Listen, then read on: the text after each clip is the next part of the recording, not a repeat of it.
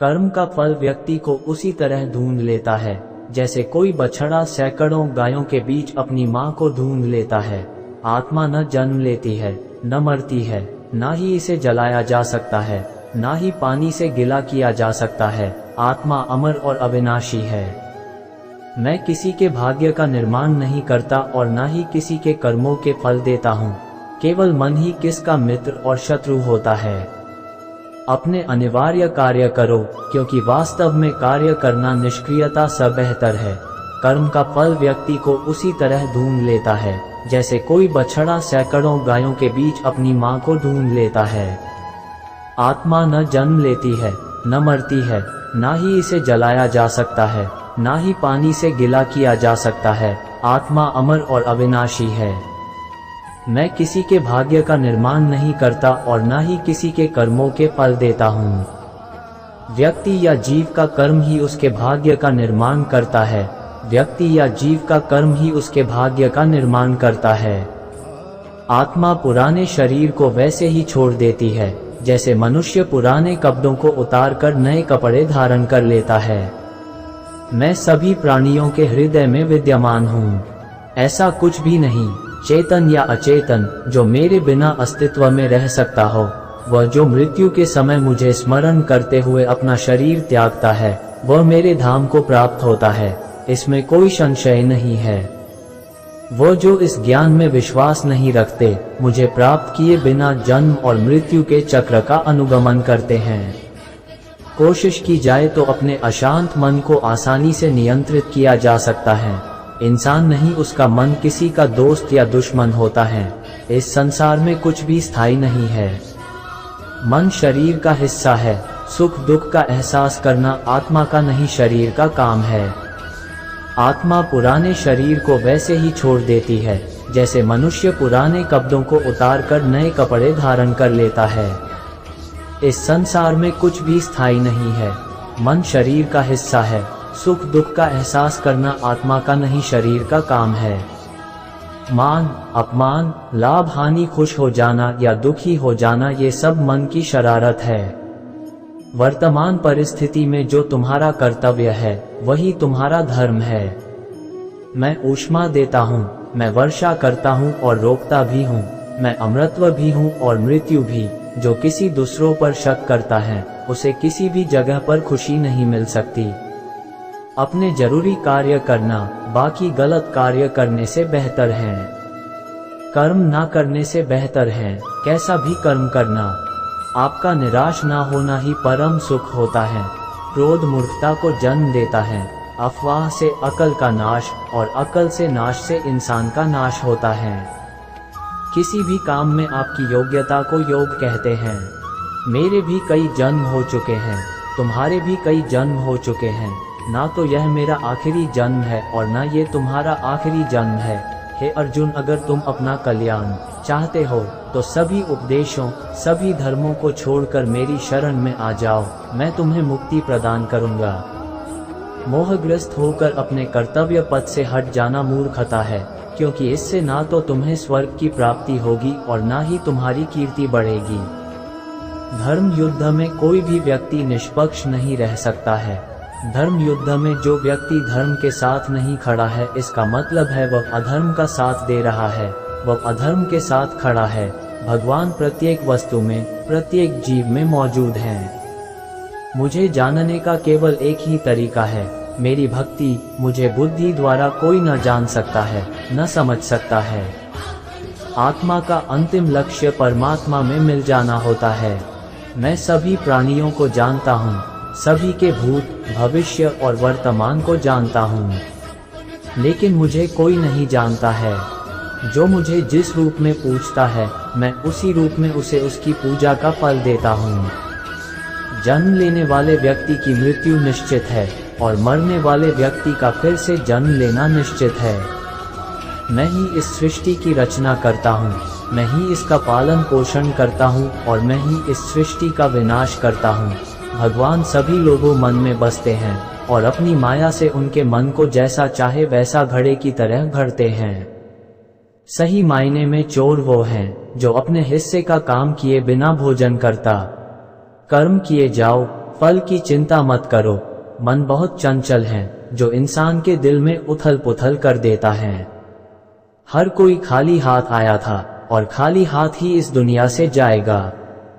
परिवर्तन संचार का नियम है। कल जो किसी और का था आज वो तुम्हारा है, कल वो किसी और का होगा। आत्मा अमर है, इसलिए मरने की चिंता मत करो। मेरा तेरा, छोटा बड़ा, अपना पराया मन से मिटा दो, फिर सब तुम्हारा है और तुम सबके हो। भूत और भविष्य में नहीं, जीवन तो इस पल में है, अर्थात वर्तमान का अनुभव ही जीवन है। तू करता वही है जो तू चाहता है, होता वही है जो मैं चाहता हूँ। तू वही कर जो मैं चाहता हूँ, फिर होगा वही जो तू चाहता है। जो मन को नियंत्रित नहीं करते उनके लिए वह शत्रु के समान कार्य करता है। खुशियों में तो सब साथ होते हैं, असली दोस्त वही हैं जो दुख में साथ दे। सदैव संदेह करने वाले व्यक्ति को कभी भी सुख नहीं मिल सकता। नरक के 3 द्वार हैं, वासना, क्रोध और लालच। मनुष्य अपने विश्वास से निर्मित होता है, जैसा वह विश्वास करता है वैसा वह बन जाता है। जानने की शक्ति झूठ को सच से पृथक करने वाली जो विवेक बुद्धि है, उसी का नाम ज्ञान है। क्रोध से भ्रम पैदा होता है, भ्रम से बुद्धि व्यग्र होती है, तब तर्क नष्ट हो जाता है, जब तर्क नष्ट होता है तब व्यक्ति का पतन हो जाता है। मन अशांत हो तो उसे नियंत्रित करना कठिन है, लेकिन अभ्यास से इसे वश में किया जा सकता है। तुम उसके लिए शोक करते हो जो शोक करने के योग्य नहीं है, और फिर भी ज्ञान की बातें करते हो। बुद्धिमान व्यक्ति ना जीवित और ना ही मृत व्यक्ति के लिए शोक करते हैं। खाली हाथ आए हो और खाली हाथ जाना है, इसलिए व्यर्थ की चिंता छोड़कर व्यक्ति को हमेशा सत्कर्म करना चाहिए। जिसे तुम अपना समझकर मग्न हो रहे हो, बस यही प्रसन्नता तुम्हारे दुखों का कारण है। श्री कृष्ण ने कहा है, अगर तुम्हें किसी ने दुखी किया है तो बुरा मत मानना। लोग उसी पेड़ पर पत्थर मारते हैं जिस पेड़ पर ज्यादा मीठे फल होते हैं। अहंकार करने पर इंसान की प्रतिष्ठा, वंश, वैभव तीनों ही चले जाते हैं।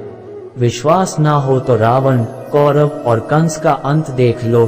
कृष्ण कहते हैं, जैसे प्राणी अपने पुराने कपड़ों उतार कर फेंक देता है, नए को धारण करता है, उसी प्रकार यह आत्मा पुराने शरीर से त्याग करके नया शरीर प्राप्त करती है।